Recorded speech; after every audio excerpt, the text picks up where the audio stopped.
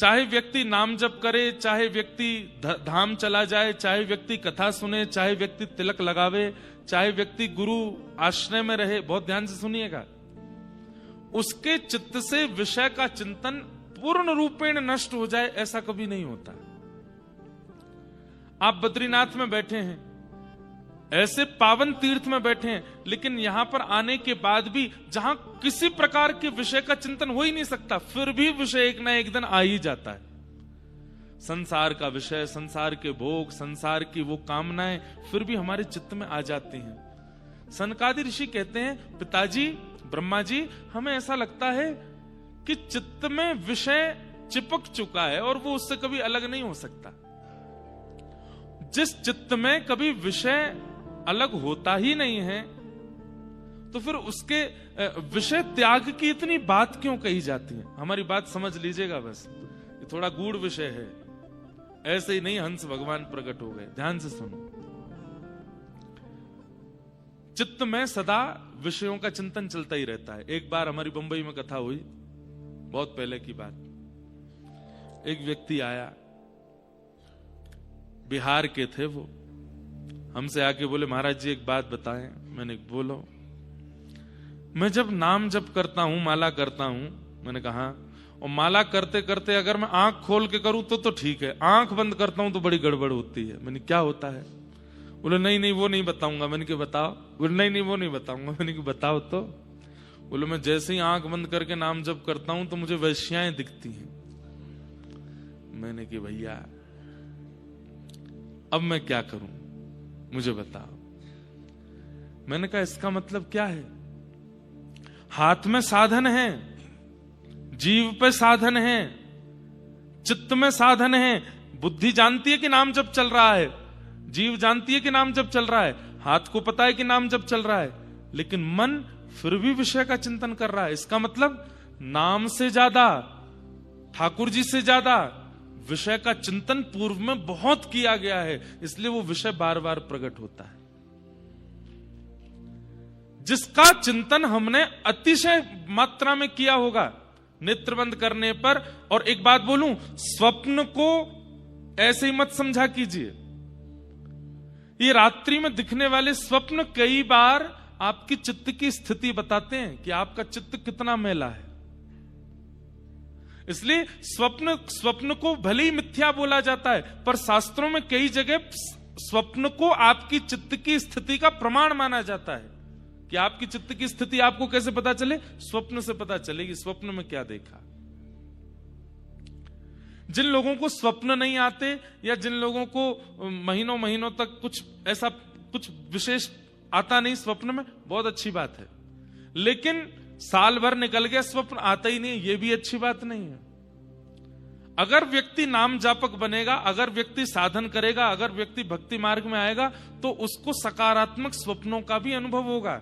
कभी रज दिखेगी, कभी वैष्णव दिखेंगे, कभी वृंदावन की लीला दिखेगी, कभी ठाकुर जी की कोई मुकुट वंशी दिखेगी, कभी वृंदावन का यमुना पुलिन दिखेगा, कुछ तो अनुभव होगा। स्वप्न को मिथ्या मत समझा कीजिए। आपके चित्त की वह स्थिति जिससे आप सदा अपने आप को छुपाते हो, वो स्वप्न प्रकट करता है।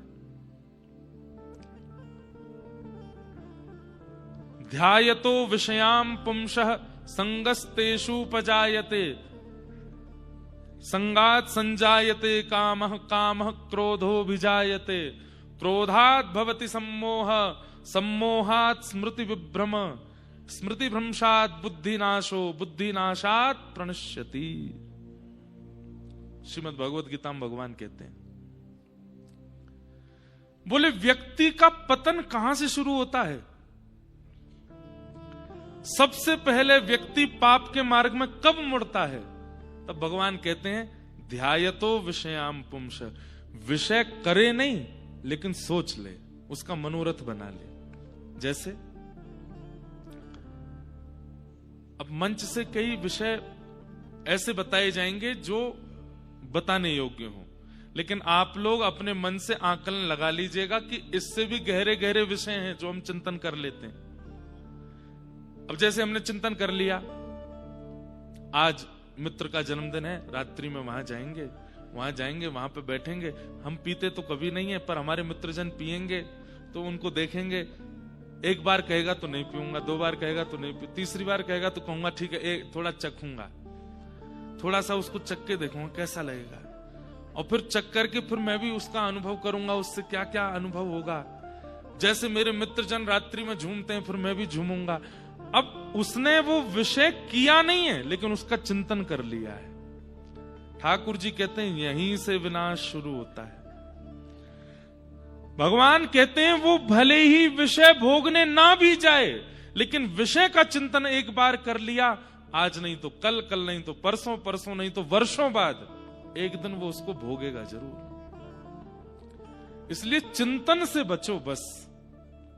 ध्यायतो विषयाम पुंसः संगस्तेषु पजायते।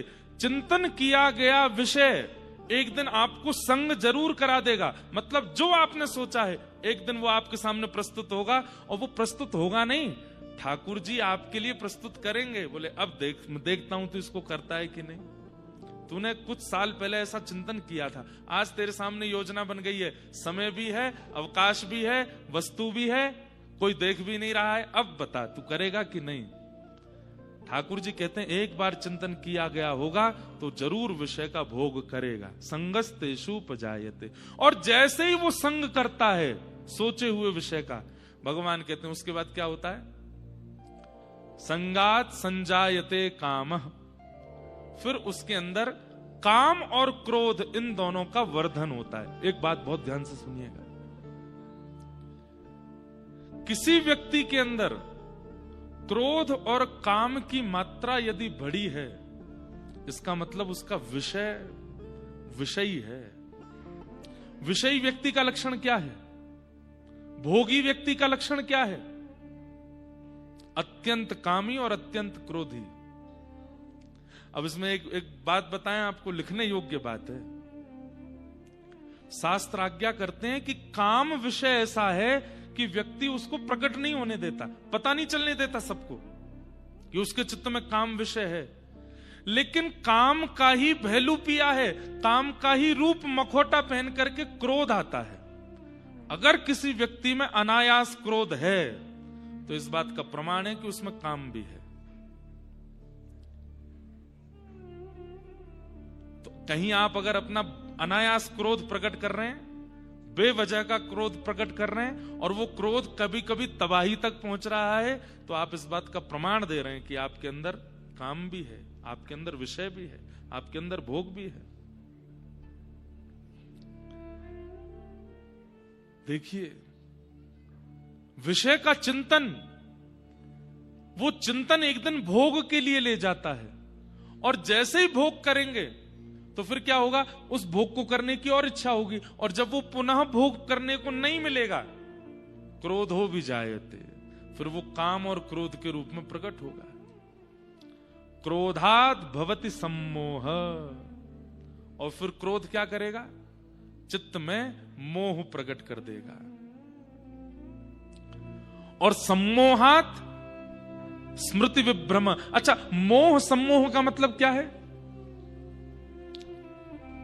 ठाकुर जी को छोड़ के संसार के किसी विषयी व्यक्ति को आप सोचेंगे यही है मेरा सर्वस्व, यही है मेरा जीवन, यही है मेरा प्राण, ये नहीं तो कुछ नहीं, ये है तो सब कुछ है। और फिर कई परिवार के लोगों को, शायद अपने में नहीं तो पड़ोसियों के में या कहीं पर अनुभव तो किया होगा, व्यक्ति इतना पागल हो जाता है एक व्यक्ति के पीछे, सब समझा रहे हैं अरे उसका पीछा छोड़ो, वो अच्छा आदमी नहीं है, लेकिन व्यक्ति उसी के पीछे लगा रहता है। क्रोध बुद्धि का नाश करता है। सम्मोहाद स्मृति विभ्रम। फिर अच्छी बातें अच्छी नहीं लगती, फिर क्या होता है, अच्छा बताने वाला व्यक्ति शत्रु लगता है। आपको समझाने वाला, आपको टोकने वाला, आपको रोकने वाला, आपको समय समय पर सतर्क करने वाला व्यक्ति शत्रु लगने लगता है। और फिर जैसे ही सद्ज्ञान देने वाला व्यक्ति शत्रु लगने लगे, उसके बाद क्या होगा, बुद्धि नाश, बुद्धि का नाश हो जाएगा। और जैसे ही बुद्धि नाश होगी, सब काम उल्टे उल्टे करेगा, और बुद्धि नाशात् प्रणश्यति। खत्म, उसका जीवन फिर वहीं नष्ट हो जाता है। ठाकुर जी कहते हैं फिर मैं उससे अपनी कमर कर लेता हूं, उसकी ओर देखता भी नहीं हूं। अब तू जाने तेरा काम, देखता रहे अपना जीवन कैसा है तेरा।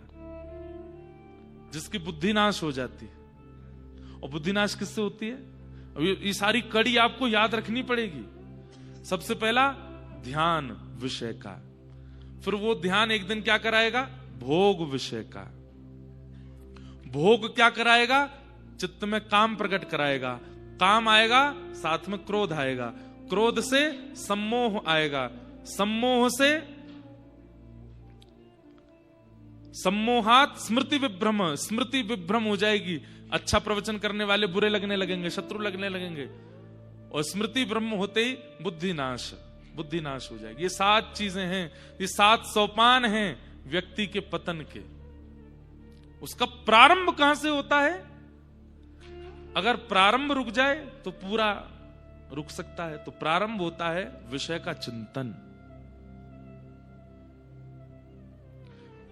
हम आप सब लोग भी यहां पर अधिकतर लोग वो बैठे हैं जो नाम जप करते हैं, कथा सुनते हैं, ठाकुर जी का दर्शन करते हैं, गंगा जी स्नान करते हैं, बद्री विशाल भगवान, केदारनाथ भगवान, गंगोत्री यमुनोत्री धाम करते हैं। हम लोग विषय भोगते नहीं हैं, पर हम आप सब लोगों के चित्त में विषय का चिंतन चलता जरूर है। भजन का फल उसी दिन मानिए जिस दिन विषय का चिंतन समाप्त हो जाए। कब तक भजन कीजिए, कब तक नाम जप कीजिए, कब तक गुरु मंत्र कीजिए, जब तक विषय का चिंतन ही नष्ट ना हो रहा हो चित्त से। आज चित्त में मन में आ गया कि मुझे ऐसा करना है, आपको घबराहट होने लगनी चाहिए। हे बद्री विशाल भगवान, मेरे मन में ये चिंतन आया क्यों? हम करते नहीं है भले ही, लेकिन चिंतन ही तो नाश के लिए ले जाता है। जिस दिन चिंतन बंद हो जाए विषय का, उस दिन समझिए कि अब भजन लग रहा है, अब भजन हो रहा है, अब विषय का चिंतन नहीं होता। अरे एक स्थिति ऐसी आएगी, आपके सामने विषय हो रहा होगा, आपके सामने भोग भोगा जा रहा होगा, और देख करके भी आपका मन मलिन नहीं होगा। अजामिल उपाख्यान आता है भागवत में। अजामिल की कथा में क्या हुआ था? अजामिल पंडित था, अजामिल ब्राह्मण था, अजामिल हमारे आपके तरह वेदज्ञ था, तीर्थ यात्रा करने वाला था, बहुत सुधरा हुआ व्यक्ति था अजामिल। लेकिन एक दिन विषय का दर्शन कर लिया, वहीं से अजामिल, पंडित से अजामिल राक्षस बन गया। भजन का फल भगवत प्राप्ति बाद का है, बहुत बाद में जाकर के भगवत प्राप्ति है। भजन का फल सबसे पहले विषय के चिंतन का नाश, विषय का चिंतन ना हो। अच्छा, इसमें 2 चीज कर सकते हो आप, मैं आपको बताऊं। पहला, हंस भगवान उत्तर क्या दे रहे हैं वो अभी हम सुनेंगे, उससे पहले मेरा भाव सुन लीजिए। नाम आश्रय करते रहो, पर नाम आश्रय करते करते करते करते भी विषय चिंतन हो सकता है। तो दूसरा काम क्या रखो? अपने आप को अत्यंत व्यस्त कर लो। समय ही नहीं है आपके पास में कुछ सोचने का। सुबह क्या कर रहे हैं? वो ठाकुर जी की सेवा है। मध्याह्न में क्या कर रहे हैं? बोले अभी रामायण जी का पाठ है। रात्रि में क्या, भागवत जी पढ़नी है। वो अर्धरात्रि में क्या कर रहे हैं? बोले अभी तो कथा सुन रहे हैं, अब सोएंगे। मतलब केवल सोने के लिए जाते हैं, बाकी पूरे दिन आप अपने मन को कुछ और करने ही नहीं देते हैं, व्यस्त रखते हैं ठाकुर जी के संबंध में। तब उस मन में विषय का चिंतन नहीं होगा। लेकिन भगवान हंस इसका उत्तर क्या देते हैं?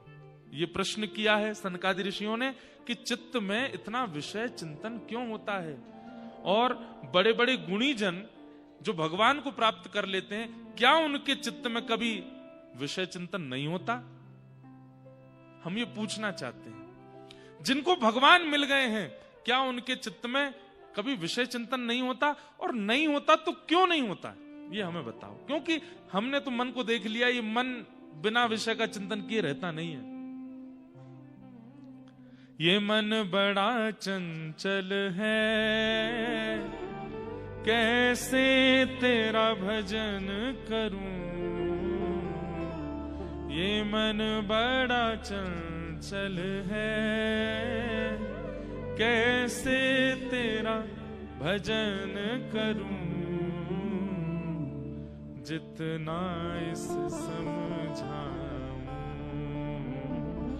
जितना इस समझाऊं, उतना ही मचल जाए राधे तेरे चरणों की। गर धूल जो मिल जाए श्यामा तेरे चरणों की। एक बात बोलूं, बोलते बोलते मैं थक जाऊंगा, सुनते सुनते आप थक जाओगे, लेकिन बात का निचोड़ क्या निकलेगा? सब किसको समझा रहे हैं? केवल मन को। भाई आंख सुधर जाती है, कान सुधर जाते हैं, हाथ सुधर जाते हैं, पैर सुधर जाते हैं, जीभ सुधर जाती है, नाक सुधर जाती है, त्वचा सुधर जाती है, लेकिन मन नहीं सुधरा तो फिर से सब बिगड़ जाएंगे। एक मन को ही समझाते हैं सब लोग। और ठाकुर जी कह रहे हैं भैया मेरो सब पे वश है, तेरे मन पे मेरो वश नहीं है। वाकई नहीं तो तोय मुंह को अपने मन पे बैठाना पड़ेगा। जैसे ही घर करके मैं तेरे मन पे बैठ जाऊंगा, मैं तेरे मन को अधिपति बन गयो, मैं तेरे मन को स्वामी बन गयो, तेरा मन कहीं नहीं भटकेगा। सूरदास जी का एक पद है, सुनाऊंगा, लेकिन पहले हंस भगवान का उत्तर सुनो। देहम च नश्वरम स्थितमुत्थितं वा सिद्धो न पश्यति यतो यतो धग्यमत स्वरूपम दैवादपेतमुत दैव शशादुपेतम वासो यथा परिकृतम मदिरा मदांध। आहा, कितनी अच्छी बात। यहां पर हंस भगवान कह रहे हैं, अब हंस प्रकट कैसे हुए वो सुनो, कि प्रश्न किया सनत कुमारों ने ब्रह्मा जी से कि हे नाथ, ये चित्त से विषय का चिंतन जाता क्यों नहीं, और क्या भगवत प्राप्त करने वाले जो महापुरुष होते हैं उनके चित्त में भी कभी विषय नहीं आता? कृपा करके हमें इसके बारे में बताओ। तो ब्रह्मा जी बोले अब इसके बारे में मैं क्या बताऊं, स्वयं ठाकुर जी ही इसका उत्तर दें। ब्रह्मा जी ने भगवान का स्मरण किया, इतने में ही सुंदर हंस रूप धारण करके ठाकुर जी प्रकट हो गए। और हंस रूप धारण करके जैसे ही ठाकुर जी प्रकट हुए तो प्रसंग तो बहुत बड़ा है। सनत कुमारों ने पूछा आप कौन हो? तो हंस भगवान बोले अच्छा हमसे पूछ रहे हो हम कौन है? पृथ्वी अग्नि जल वायु आकाश पंचभूतों से तुम बने, पंचभूतों से हम बने। ये विषय वार्ता क्यों कर रहे हो? अभी तो तुम बड़े तत्व ज्ञान की बात कर रहे थे और अब तुम्हारे पास इतना अवकाश है कि तुम मुझसे पूछ रहे हो कि मैं कौन हूं। अरे पंचभूत के तुम, पंचभूत का मैं, पंचभूत का पूरा संसार। सनकादि घबरा गए, बोले आप नाराज हो गए, आप निश्चित परमात्मा है। हे भगवान हमारी जिज्ञासा का समाधान करो। तब वही प्रश्न उन्होंने पुनः दोहराया। तब हंस भगवान ने उत्तर देते हुए कहा भैया देखो, जिस प्रकार, अब उत्तर क्या दे रहे हैं सुनो। मदमस्त व्यक्ति, मदमस्त कौन होता है? मदिरा पान करने के बाद उस मदिरा के नशे में मदमस्त होने वाला व्यक्ति, उसको इतना भी भान नहीं होता कि मेरे शरीर पर कपड़ा टेढ़ा है, कि फट गया है, कि पजामा उतर गया है, कि कुर्ता फट गया है, कि जेब में छेद हो गया है। अरे उसको ये भी भान नहीं होता कि मैं रोड पर चल रहा हूं, कि कीचड़ में चल रहा हूं, मैं बिस्तर पर लेटा हूं कि नाली में लेटा हूं। अरे एक मदमस्त व्यक्ति पी करके नाली में गिर गया, सूकर आकर के उसके पांव को खुजाने लगे, किसी ने आकर के उसको निकाला। अरे क्यों निकाल रहे हो? अरे भाई नाली में, अरे नाली ये तो स्वर्ग है। अरे सूकर तेरे पांव काट रहे हैं, बोले अरे वो तो अप्सराएं हैं, चरण दबा रही हैं। मदमस्त व्यक्ति ऐसा हो जाता है। हंस भगवान कहते हैं जिस प्रकार सामान्य से मदिरा पान करने वाला व्यक्ति, उसको अपने देह का जब भान नहीं रहता, ऐसे ही मेरे आराधन में जब व्यक्ति आ जाता है तो मेरा आराधन, मेरा भजन, मेरा कीर्तन, मेरा प्रेम, वो तो उस मदिरा के नशे से बहुत ऊंचा है। जब उसके नशे में व्यक्ति आ जाता है तो उसको कोई भान नहीं होता, उसके चित्त में और कुछ आता ही नहीं है, उसके चित्त में केवल सदा मेरा चिंतन रहता है। एक बार मैं जिसको दिख जाता हूं, एक बार जो मुझे प्राप्त कर लेता है, उसके चित्त में अन्य साधन